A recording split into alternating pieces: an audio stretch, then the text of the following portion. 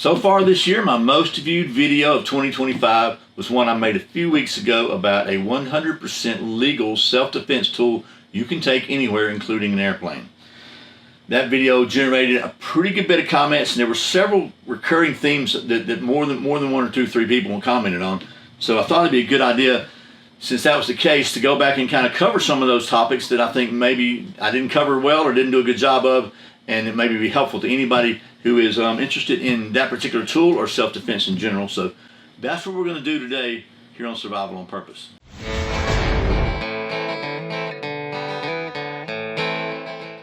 Welcome back to Survival on Purpose. My name's Brian. Thanks for joining me. As I said, we're going to kind of follow up on a previous video I did about a self-defense tool. And honestly, I'm not going to keep you in suspense if you didn't see that video. I'm talking about a walking cane. So we'll get into that in just a minute. But speaking of self-defense, if you'd like to see more videos about self-defense and preparedness and self-sufficiency and gear, I would encourage you to subscribe to the channel. If you're not subscribed, you can click right down here in the corner. There's a little icon thing down there. Maybe if you're on your phone, go to the description below. You can go to Survival on Purpose channel. Anywhere, if you subscribe, it'd be really helpful to me. And if you click that little notification bell, then you'll be notified whenever I put out another piece of highly engaging, informative content. So that being said, if you didn't see the video, I'm going to talk about them. This is a follow-up to. I'll put a link right up here, and there are a pretty good number of comments, like I said. So I thought this video might be helpful to anybody who's concerned about defending themselves from unwarranted violence. Stick around to the end, and I'll give you one simple but very, very important tip to minimize any problems you might have carrying or using this cane like this, a tool like this, in a restricted space, we'll say. Okay, so but first, as always, today's wisdom from the Bible. Today's wisdom I thought was especially appropriate. It's from Proverbs 15, verse 18 in the NLT version. A hot-tempered person starts fights. A cool-tempered person stops them. So there you go. And real quick, thanks as always to my friends at Hog Holsters for sponsoring today's video. I've been carrying a Hog Holsters for over 10 years. I tried a lot of different holsters. When I found Hog Holsters, I quit looking. They are absolutely the most comfortable, most concealable, best designed holster I've ever used.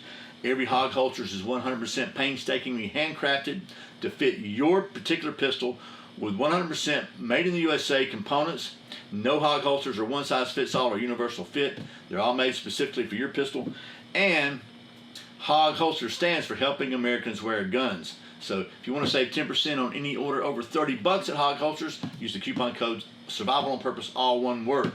So there you go, thanks to Hog Holsters. Now, let's talk about self-defense tools, and specifically carrying a cane like this or this as a self-defense tool. And I do have some notes. I took some notes. I made some notes just to try to be more professional. Got a lot of different things I want to make sure I reference these things correctly. Hopefully it'll be a pretty short video, but I do want to make these right references, and this will keep me from rambling like I'm doing right now. But if I do ramble a little bit, please stay on track with me. And I'd be interested in hearing your comments in the comment section below anyway about whether I look like a complete doofus kind of referring to these notes as often as I'm probably going to do because I don't have a teleprompter, or whether it's helpful to keep me on track. Well, I guess we'll find out when the video's over, won't we? So first, a very quick recap of the topic, as Joe Friday, just the facts ma'am only as I can make it.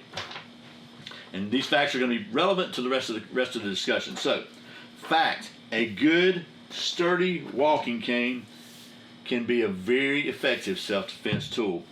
I mean, after all, a stick was probably one of mankind's earliest defensive weapons, or maybe offensive weapons as far as that goes. Fact. The ADA laws in America classify a walking cane as a mobility device and specify that it is pretty much allowed anywhere. I had somebody push back on that. Okay, I don't think you can carry this in a prison. If you're visiting a prison or you're a prisoner, then I think they'll give you a wheelchair or something. They'll give you a stick in prison. That's the only place I could find in my research that specifically says, no, you're not going to have a cane. But I'm not planning on going to prison anytime soon. And the HIPAA medical privacy laws prevent anyone from asking why you need a cane in the first place. So they can't say, what's your medical condition that causes you to have a cane? They can't say that. It's against the law. So, fact, another fact, fact 4 now. 3, TSA allows you to carry a walking cane onto the airplane. Cane has to go down the belt and be x-rayed or scanned or whatever they do, just to prove there's no go-go gadgets, swords, or anything in here. But they'll even loan you a cane to walk through the person scanner if you need it. But they'll give it back to you they'll give your cane back to you when you get through. So that's a fact. I have that from personal experience. Other people that told me. I believe. Anyway, and multiple resources on the internet. But again, for the first time maybe, we'll probably say this again. Look, I'm a dude with a camera and a YouTube channel. Don't believe anything I say without checking it out for yourself, okay? So with those facts in mind, anyway, let's dig into what a few commenters considered a major concern about using a cane for self-defense, at least about carrying a cane in the airport and those kind of things. And we'll quickly cover 4 other kind of responses and things I think the comments brought up that I thought needed to be covered that I forgot to cover, didn't cover well the first time. And we'll, at the end, give you that tip on, if you want to use a cane, how to avoid being hassled. So, I don't know if the commenters' concern for this particular issue were genuine or if they were just being argumentative. It's hard to say. I got a comment from one person who's constantly argumentative. He's been a very frequent commenter on the channel. I'm very glad to have him. But man, he's got something negative to say. So I'm not going to call out any names or anything like that. I say he, could be a she. I'm not going to call out any names or call any specific person out. But the comments are publicly available to read if you want to go to that video and check them out. So I'm rambling. I'm sorry. There were a few people who basically called me out for saying that HIPAA privacy laws prevent anyone from even asking why you need a cane. Essentially, they said I was giving bad advice because if I ever did have to use the cane in self-defense, I could be forced to provide medical justification for needing it. Or if I didn't have the medical justification, then it would be assumed that I carried this only as a weapon and therefore I could be charged with a weapons violation. Okay, again, I'm not an attorney. You should never take legal advice from some bozo with a camera and a YouTube channel right off the bat, okay? Always do your own research. But you don't have to be an attorney to use good old-fashioned common sense. So here's my take on that concern. First, I got 2 points basically. If you don't fake a limp or disability or pretend that you have some sort of medical condition you don't, which neither me or any of the reputable cane trainers I've been following or actually took some actual dedicated training from, recommend doing that. And you're just using the cane as a walking stick, which is a good thing to have. You're not doing anything deceptive. And I did research it and could not find anywhere that said you have to have an official medical diagnosis to use a cane. So if I had to use it and the question came up afterward, I would just say, it just helps me walk when I get tired. There's a lot of walking in these airports. And this is a big one in my opinion. The concern these people had was that once the cane was used as a weapon in an area where weapons are not allowed, the user could be charged as a weapon violation. Okay, first of all, if it got to the point where I had to use this as a weapon to defend myself, well, I'd much rather be alive and charged with a weapons violation than be dead or in the hospital. But the bigger issue is that using anything as a weapon, anything, carries the same burden of justification. Legally, there's no difference in using a stick of hardwood, a knife, a gun, a folding chair, a brick, or anything else to defend yourself. All have the potential to be lethal, and you must meet the legal requirements to be justified in using deadly force before using any of them or multiple other weapons. Basically, I'm not an attorney. Don't take legal advice from me. Check this out, but if you're going to use any sort of a weapon that could potentially be lethal, and this is a big old stick of hardwood, it could be potentially lethal. You crack somebody's head with it or whatever. There's places you could kill people. Then you have to have legal justification for using that level of force. You can look that up on the old internet or call your lawyer and find out. I'm not going to give you any more. That's all I'm going to say. That's not all I'm going to say. One thing I will say is that one of the components of legal justification for self-defense is in the term self-defense itself. It has to be defensive to be self-defense. So if you're the aggressor, you're starting a fight, then obviously you're probably in for a lot more issues than just a weapons charge.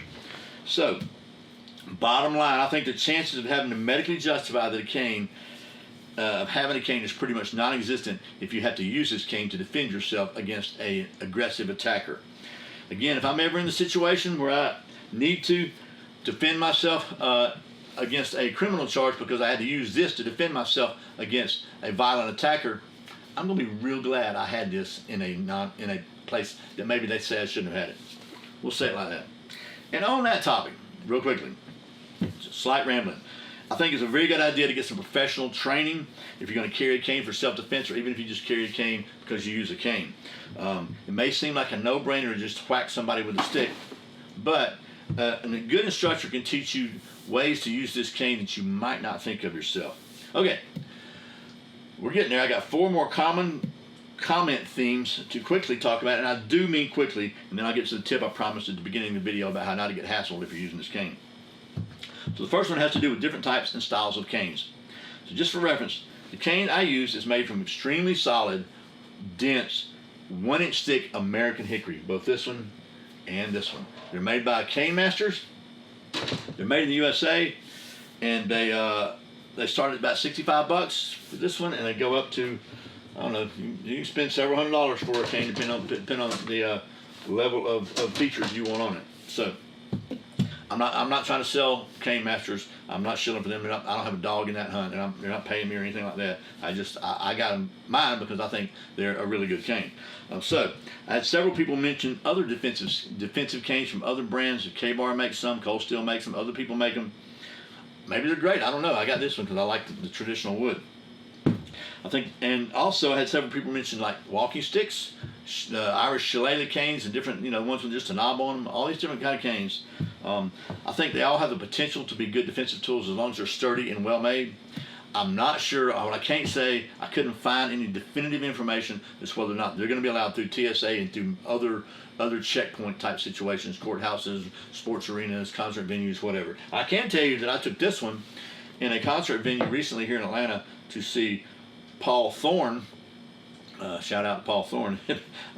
And he, they had to go through a metal detector, a walk-through detector, and they wanted me, had to put all your stuff in a tray and all that good stuff. And nobody said a word about this. They didn't question this at all. They did question my my stiletto flashlight, and the guy was apparently new. He said, "Can you have a flashlight in here?" It's like, "Yeah, you can have a flashlight." Anyway, so I don't know if TSA will take a shillelagh or a walking stick to let that go. I think they have a certain amount of discretion as to what they do and don't allow, and will and won't allow, and can and can't allow, or whatever you want to phrase it.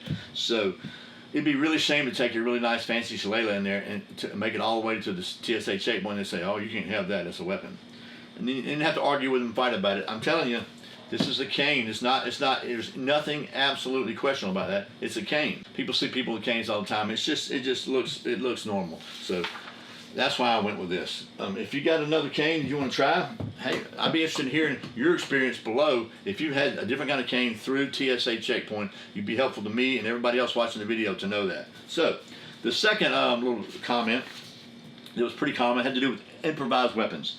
I had comments suggesting batteries in socks, padlocks in socks, big carabiners, broken music CDs for using as a blade, all sorts of things that I don't question and dispute the effectiveness of any of those as weapons. They'll probably all get through TSA. You can probably get batteries through TSA. You can get socks through TSA. You can get a padlock through there. You can even get a CD through there, but they're not going to be in your hand. A cane is in your hand already right now. You don't have to get it out of your pocket. You don't have to dig it. You don't have to put it together. You don't have to do anything but just have it. There it is. Use it. That to me is a huge advantage of a cane as a self-defense weapon. You just use it. Period. You don't have to draw it from a holster. So I might even start carrying this cane while I'm carrying a pistol because it's just another option. So here's a third common theme. Using pens and even pencils as defensive weapons. And if you've been following this channel for a while, you know that I think carrying a sturdy pen is a great idea. You can write with it. You can use it like a weapon in a pinch. But a big advantage a cane has over a pen or a pencil, unless you're John Wick, of course, is reach. Like you can keep people beyond arm's length with a cane. You can get to them before they get close to you, and if you get the right training, canes are also very effective at close quarters. So also TSA has complete discretion as far as pins and things like that. I know people who have had their super duper fancy dancy tactical pins just disallowed and confiscated by TSA, or told they can't have them anyway, because they look too tactical, look too this. That's why I kind of like, and I carry this. This is the microbial copper pin from my friends at Excess Sights, and it's not a plug for them, but Excess Sights, by the way, the fastest sight in any light, because I like them. But it's just a nice solid copper pin. It's antimicrobial, so it's kind of self-sanitizing. It's got a nice flat back on it. It's good and solid, and it looks like a pin. It doesn't look all super tactical. So I think it's a great idea to carry a sturdy pin like this, but I'm going to have a cane when I can't carry a gun, or maybe when I can. So have a pin and a cane. So that's number 3. One more quick one, and then we'll talk about the tip. Finally, the 4th very common comment I got, had several of these, was about using an umbrella as a defensive weapon. There are even umbrellas specifically marketed for self-defense. So I don't have anything against them. I think if you're going to carry an umbrella, great, man. Carry one that's made for self-defense. Why not? If you're going to carry it, it might as well be useful for something other than the weather. But I have 2 issues when choosing an umbrella for self-defense, over a cane anyway.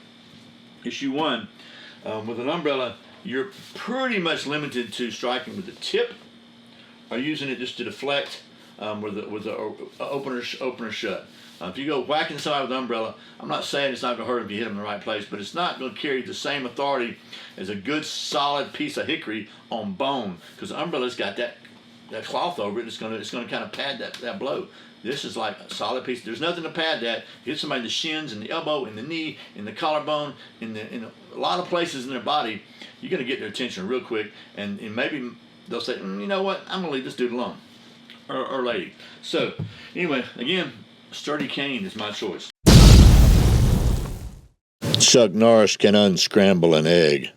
So I promised I would end with a tip about a very important tip to help minimize problems carrying a cane in protected places like airports, courtyards, or whatever. So what I'm talking about is how you carry your cane to avoid drawing attention to it and having it look like a weapon or anything other than just a good old walking cane. And that's really simple. Here's the tip. Use it like a cane, put the tip on the floor. And that's it. The tip goes on the floor. If you're just walking or standing around, if you're walking, the tip's on the floor. If you're standing around, the tip's on the floor. Because people are very used to seeing other people with canes, and this is what they're used to seeing. They're used to seeing that cane down here. But what they're not used to seeing is people carrying these big sticks around places with them. So if you're carrying a stick, it sticks out. If you're carrying a cane, it just looks like a cane until it's not.